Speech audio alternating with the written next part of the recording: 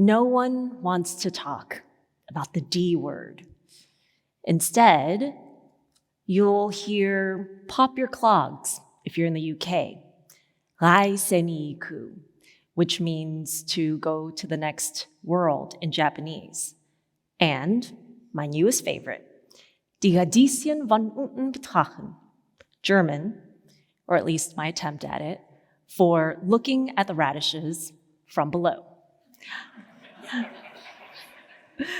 And just in case some of you were thinking of another D word, relax. It's only death.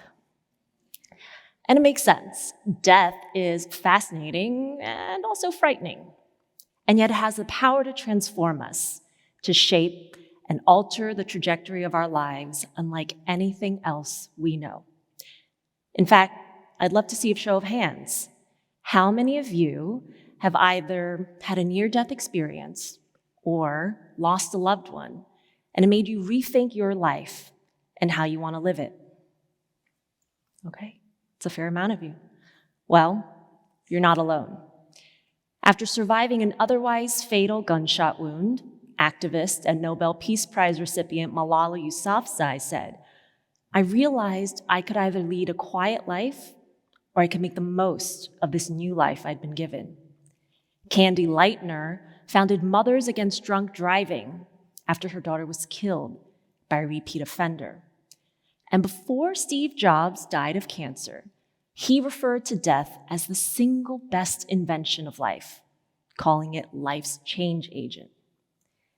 You see, it's often not until something like dying or near-death experience happens that we finally wake up and see things clearly. I've seen it time and again as a hospice and palliative care doctor who tends to seriously and terminally ill patients. Sometimes it feels as though tragedy, grief, and regret are prerequisites of clarity. But what if it didn't have to be that way? What if we could learn and apply the lessons of death without the associated pain and suffering?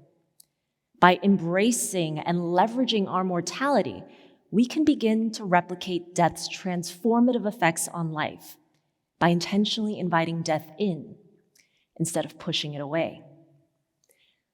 Like some of you, I've also had brushes with death that fundamentally changed me. I was 13 when I nearly drowned in a wave pool of all places. And it was a surreal experience to go back to daily life with the knowledge of how close I came to not having one. Then, early in my training, I took care of a young woman in her 20s. She was only a couple months older than me at the time. She was a Chinese immigrant and an only child, just like me. She had dark chocolate eyes and even darker hair. We even had the same name. It was like looking in a mirror, except one of us had widespread terminal cancer. Her parents had flown in from China to care for her, thinking that they still had several months together. And then she died a week later. Death changes us. I mean, how could it not? And yet, those changes can actually be in a positive direction. My patients often tell me that they're more grateful, compassionate, even inspired to take action. I know I am. And believe it or not, we can reverse engineer those changes in our own lives without having to watch anyone die. You see, after watching countless people take their last breaths, I started noticing some patterns.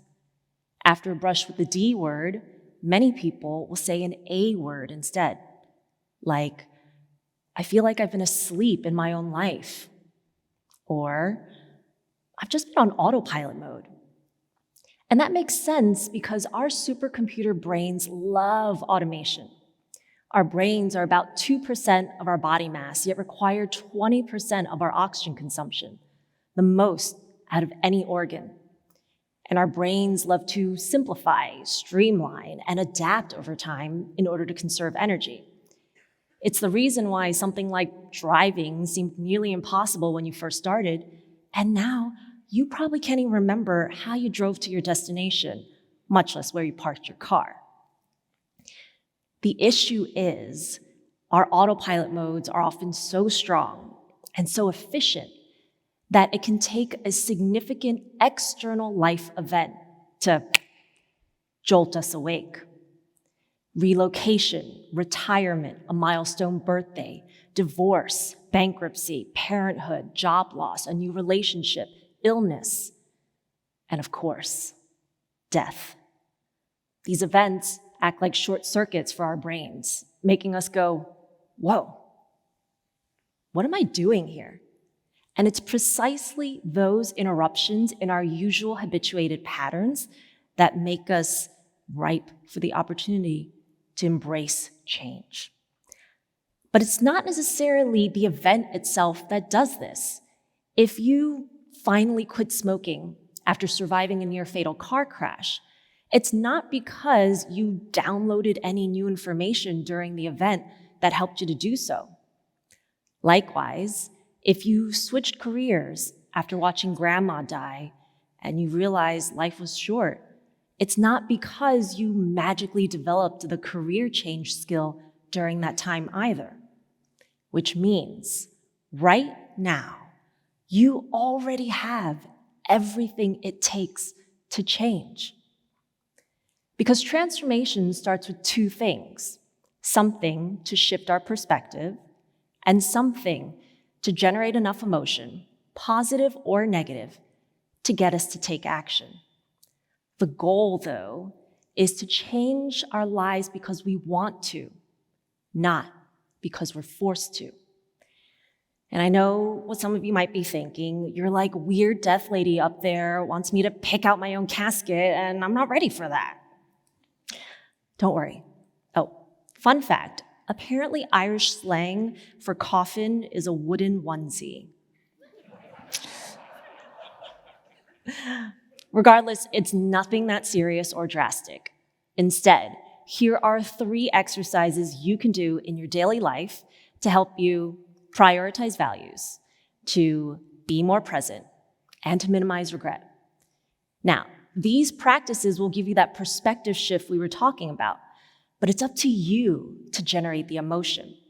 So keep that in mind as I go through each one, because the more viscerally you feel each scenario as if it were real, the more powerful these become at creating actual change. So, number 1, prioritizing values. In today's attention economy world, everything feels urgent, and it's hard to know what to address first. So, let's bring death a little bit closer and ask ourselves, what will I care about most when I'm dying? Will this thing that I'm really worried about right now truly, actually matter on my deathbed? Asking ourselves these questions shifts our focus as if we were zooming all the way out in order to see the bigger picture. It can even be a decision-making tool. Recently, a young woman asked me whether she should reconnect with her estranged father. And so I asked her, what would you do if you knew he only had 6 months to live? And she said, I've never thought about it that way before. I'd absolutely reach out to him in that case. I think I'll do it now. So why do we wait until death moves from eventuality to reality in order to take action? Number 2, being present. Do you know what dying people really want? While you and I are out here hustling and running on fumes, they just want to wake up tomorrow, to taste food again, to be with their loved ones. Nothing fancy. So maybe we don't need to wait until death to start appreciating simpler moments in life. To do that, we can ask ourselves, what if this is the last time I get to do or experience something? Asking myself that question turned a normal hug with my parents into a core memory because I never wanted to let go. So how about you?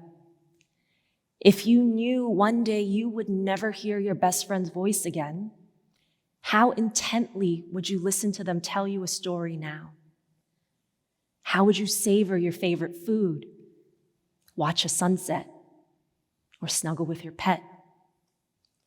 Because although we can't predict when it'll be, one day we'll all have a final moment with everyone and everything. Number 3, minimizing regret. Research shows that people tend to regret what they had not done more than what they did do. And they tend to regret not living up to their aspirations more than not living up to their duties. So let's pretend it's a year from now. Something happened, and you realize you're dying. And you can close your eyes if it feels accessible to you. Imagine more and more of your days are spent asleep, and your breath gets shallow and slow. You realize your time is near. And as you lay there, what do you wish you had more time to do? You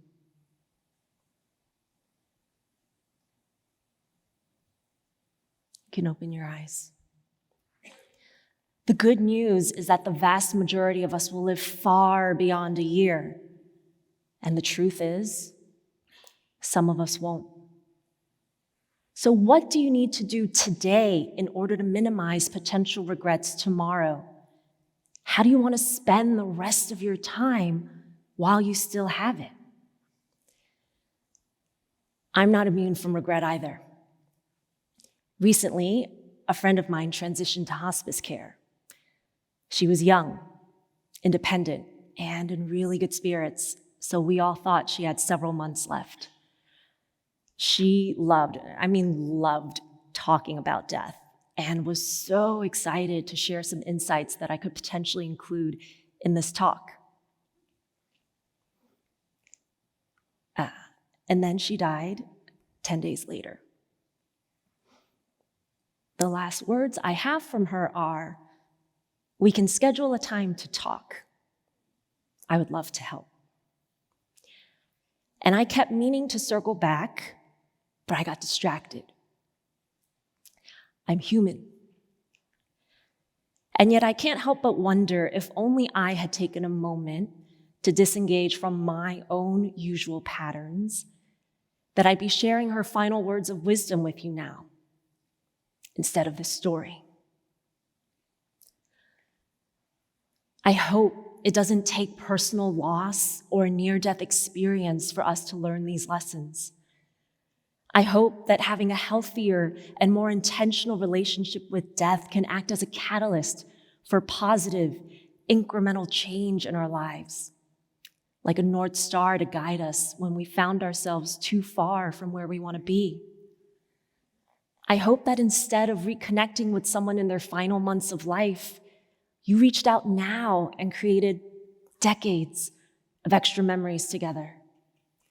That if you were going to forgive someone anyway on their deathbed, you'd consider doing it earlier.